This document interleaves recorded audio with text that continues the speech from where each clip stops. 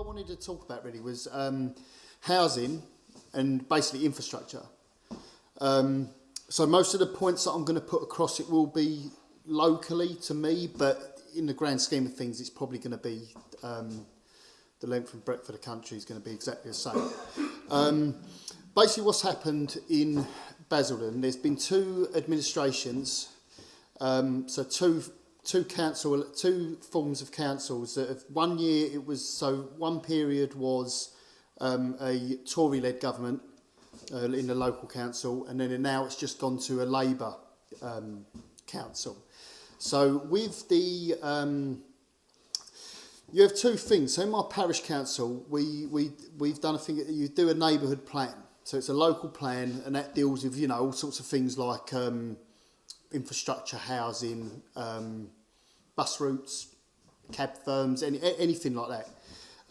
So basically what's happened, the makeup of Basildon, so like my local town, they've just put through a proposal for 27,000 houses to go on, I think they call it grey belt, but it's the green belt, grey belt land, right? Now 27,000 houses, according to council documents, it will see 27,111 homes built in the borough in a 20-year period.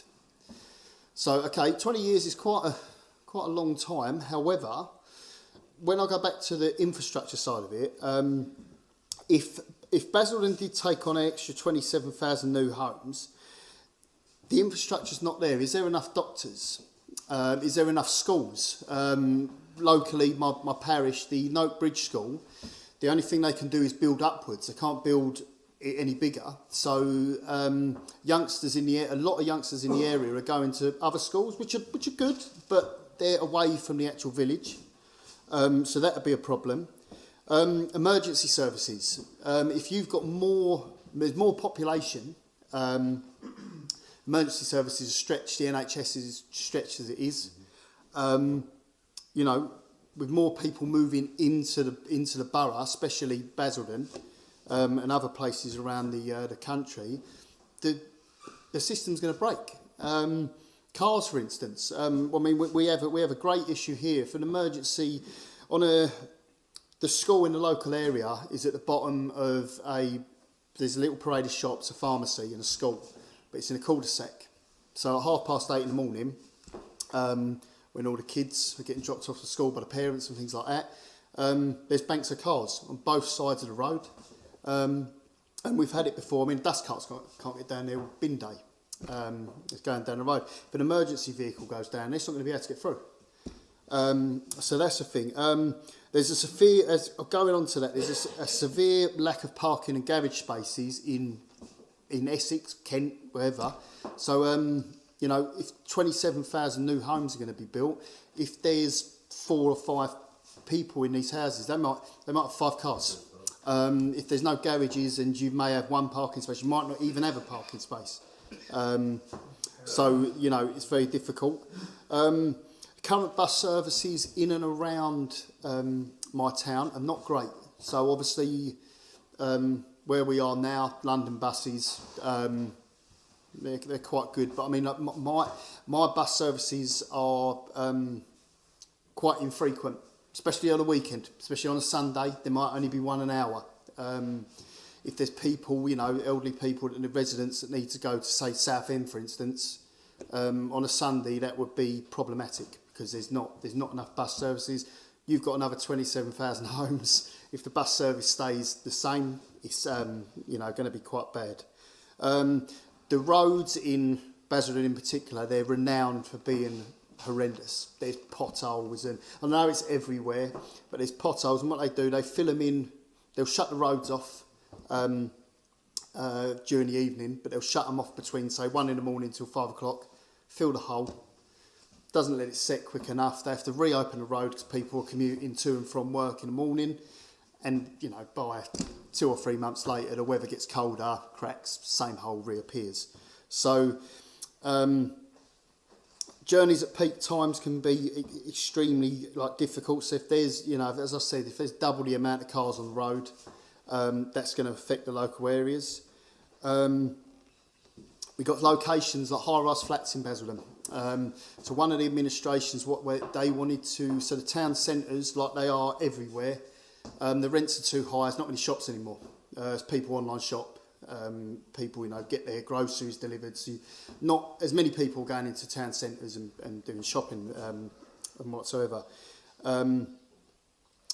With these tower blocks, they wanted to build on the town centre these high-rise tower blocks of some, 13, 14, even 15 stories high. Right, so that's, that's quite a... And obviously, the way the tower blocks are in London, crime. Crime may exacerbate. There'd be more social problems. So people, as I said, if there's not enough doctors or people, dentists and things like that, it's gonna cause an issue. All the updates they're stating there's a company that is registered and owned by Basildon Council called Cllr Homes. This leads people to believe that it's an outside housing provider. So it's not at the end of the day, will it go to what Basildon Council aren't doing at the moment is saying where these is it going to be for Basildon residents on a council waiting list? And I know for a fact that everywhere, not just Basildon, but the council waiting lists are so vast and it's got so many people on them that even 27,000 houses is not going to make a dent in what we're going to do. So just a little bit off of that, there was a little while ago, so when I said that the new administrations had changed, so it went from Labour, and they had what we called so obviously it went from Labour to Tory to Labour. Now, the cabinet member for Labour won his borough council seat, but he lost the leadership of the council, so he left, quit. He basically informed the chief executive that he wasn't going to take the position anymore, triggered a by-election, he left.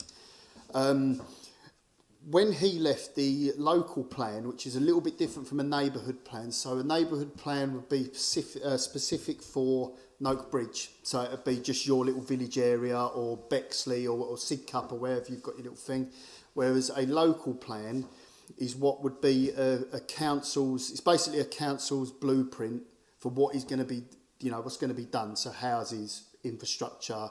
Then when these administrations split, the local plan then becomes obsolete because they've got to re-vote on it again.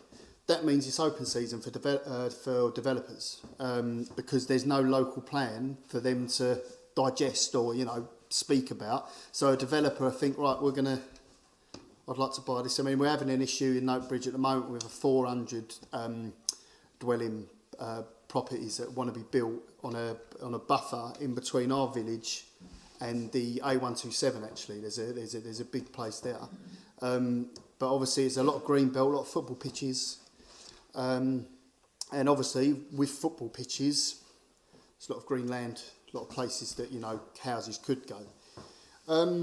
So yeah, that's basically. I mean, I'll always revoke building or building works if it's not in upkeeping with, say, conservation areas or what my village or town looks like. Obviously, it needs to go to local residents first, instead of if the waiting lists, as I've said, in Basildon Council are quite vast for housing, that should be going to them people first that have either were born in the town or the borough. And then obviously, it should be filtered down after that to people that have actually lived in the borough or in the town centres, not given to, as we know, people coming from outside of the area because the councils just want to make a quick buck on a property and put people elsewhere. So yeah, I mean, as I say, that's basically all I wanted to say about it. But we are doing things in the local communities. And yes, some of it is what, as Mike said, it is a little bit boring, but when you see things like a street light get done, when you see someone do a disabled parking bay because you couldn't see it and now it's got wonderful white lines on it, and we can see it. It does make a difference, does make an effect. As I said, I've been a councillor for 2 years now, and I've actually been this past week. I've been doing some training. Got sent off to do some training up in Chelmsford, so I'm learning a lot more about parish councils, how they run, how they work, how they function. I'm getting known. I'm not in this for me. I'm in it for my community, and obviously, like, you know, the British Democrats want to make a difference. And I think now we're starting to, especially my own personal area, we are making inroads there now, and that's what we're going to do. Right?